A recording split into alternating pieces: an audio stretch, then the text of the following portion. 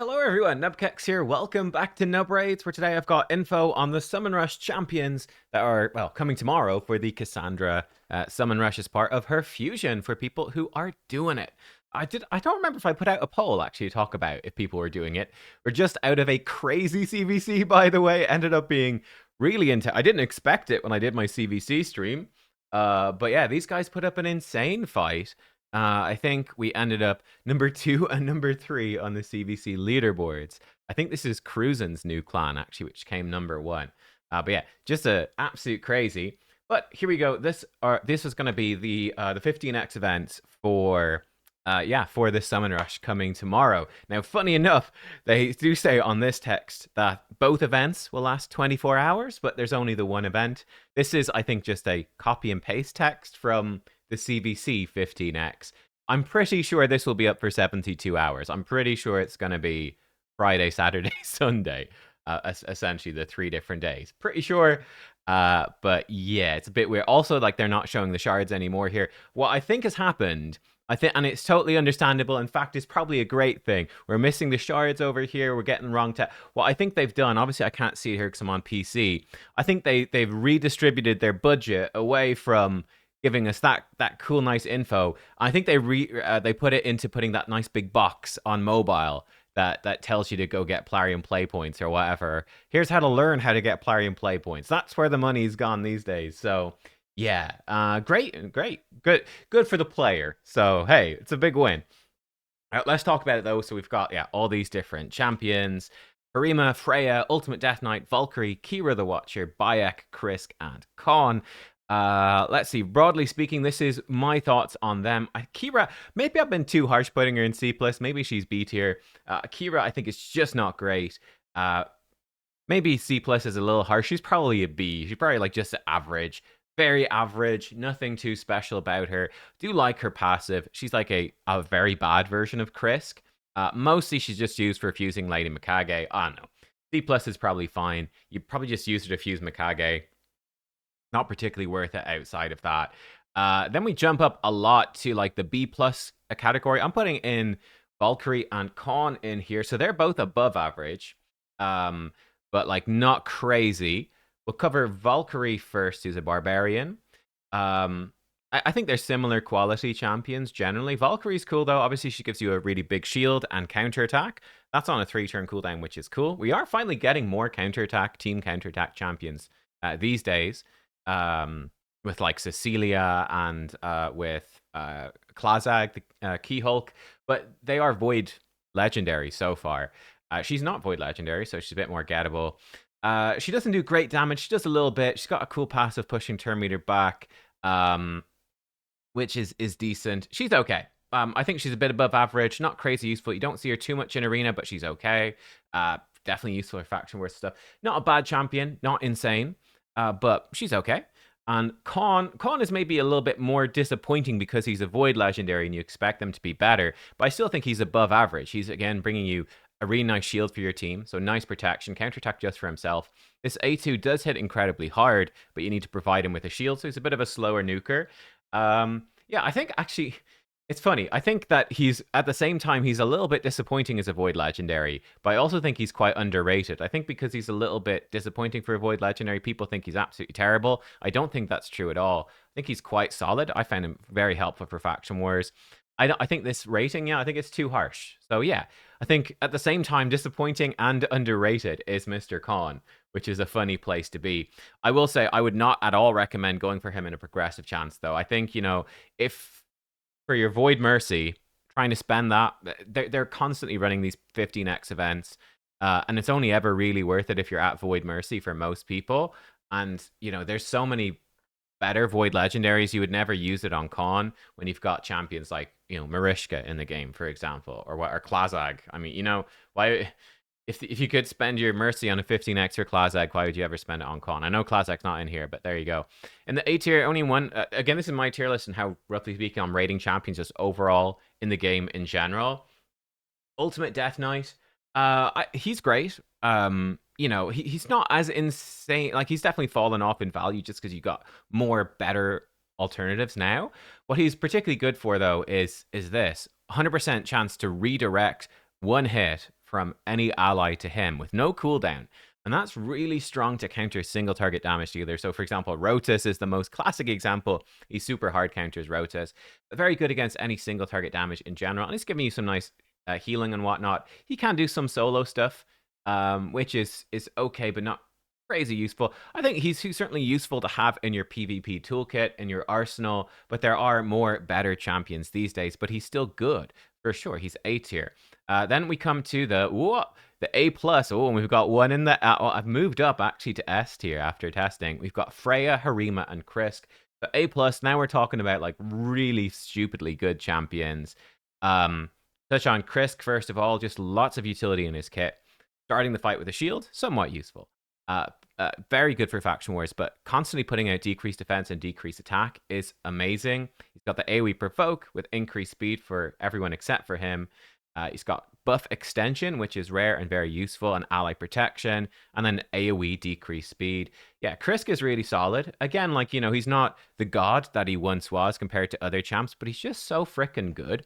Yeah, I think he's just a really good champ. He's just such a comfortable support for keeping your team alive and ticking.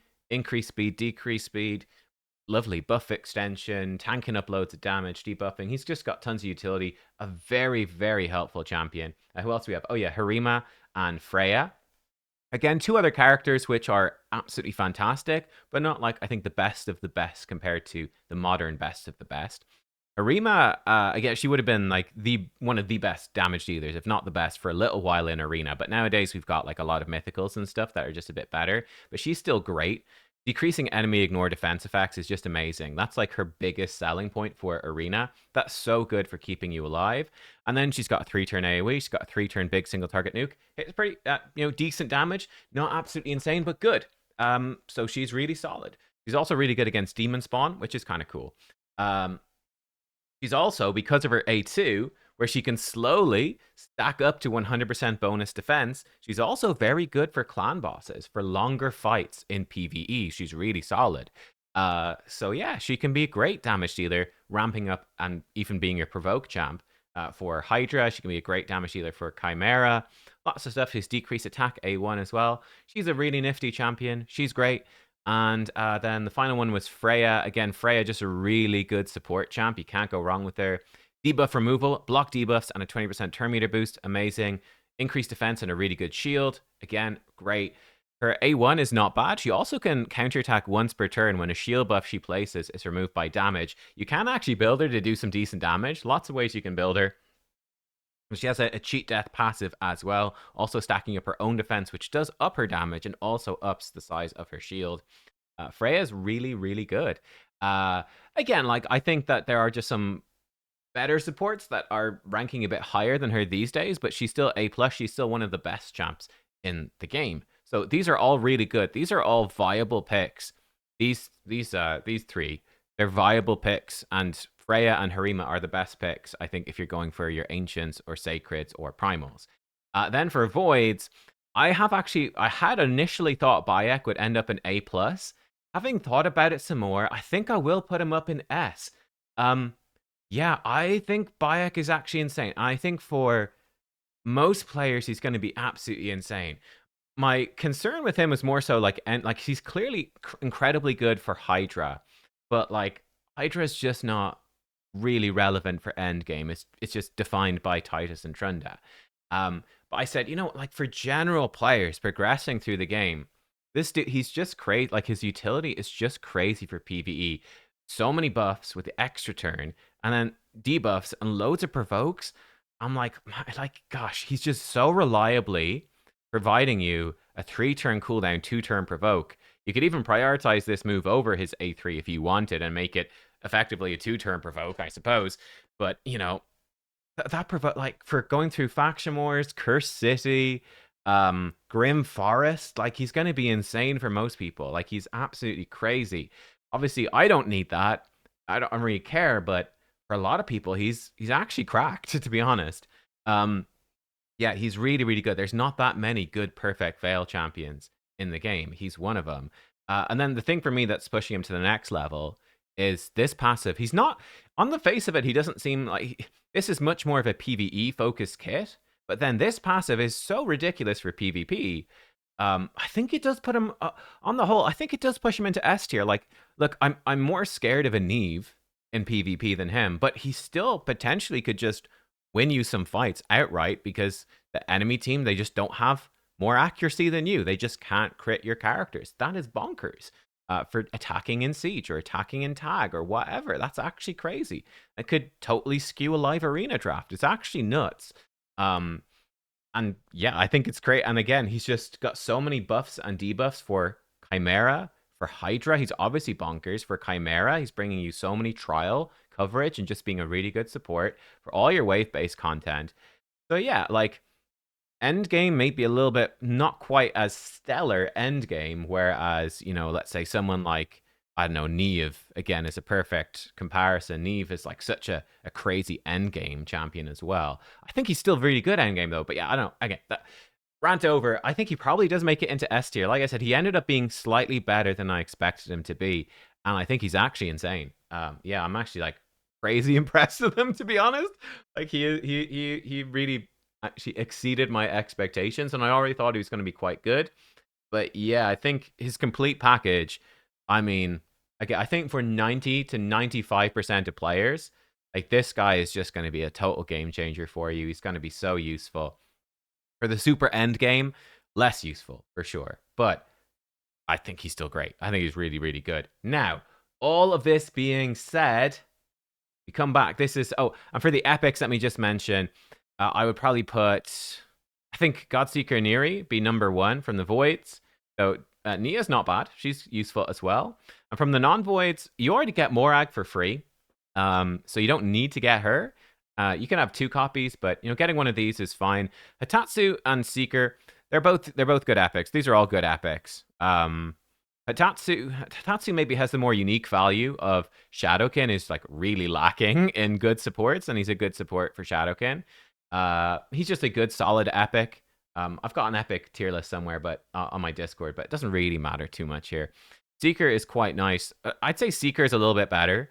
Seeker opens up some potential clan boss tunes if you need to do clan boss tuning, because he's got a 30% turn meter boost effectively on a 2-turn cooldown because he has an extra turn built in.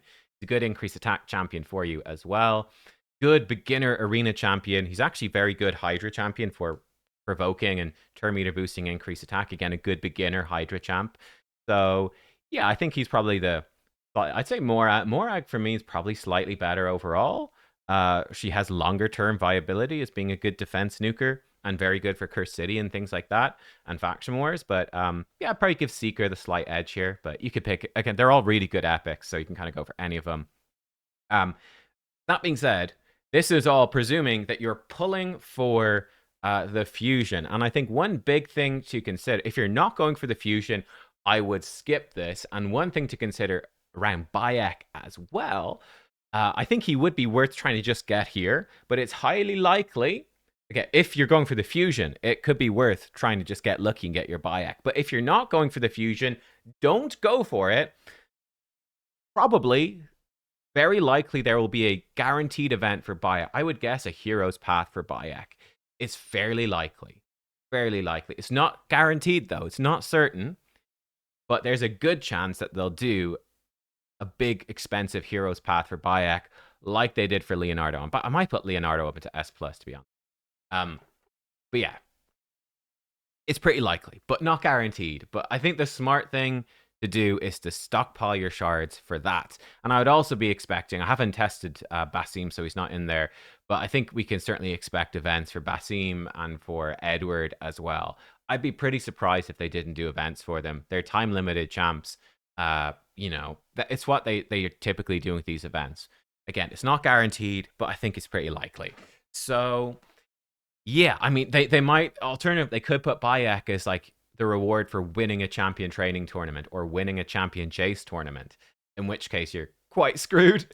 But yeah, I think the smarter thing to do would be to stockpile shards in case it is some sort of guaranteed Hero's Path type event. Would be the better thing to do. Yeah, there you go. That's sort of what I think about that. For me, I am doing the Summon Rush because actually, am I skipping this one? No, actually, yeah, no, I'm skipping this Summon Rush. Never mind. I'm going to do the bonus Summon Rush, which is probably going to have worse champions. I actually think this is a really solid selection of champs. Like, this is great. You've got a really good Void, and then Krisk is a great backup Void. And then you've got, like, Harima and Freya are both great. And then, like, UDK and Valkyrie are both useful to have as well. So this is, and they're really good epic. So this is a really solid Summon Rush event. So if you're doing the Fusion, you need to do this. It's great. If you do every other event, though, you could skip this Summon Rush, and you could just go for the bonus Summon Rush on Tuesday. So that's what I'm doing. I'm doing the Fusion. I'm not particularly keen on Cassandra. I think she's, she's a little above average, but just not actually that useful. Certainly not for me. I think if you got Ninja, she's just not useful, really. Most likely. I mean, we'll see. We'll see.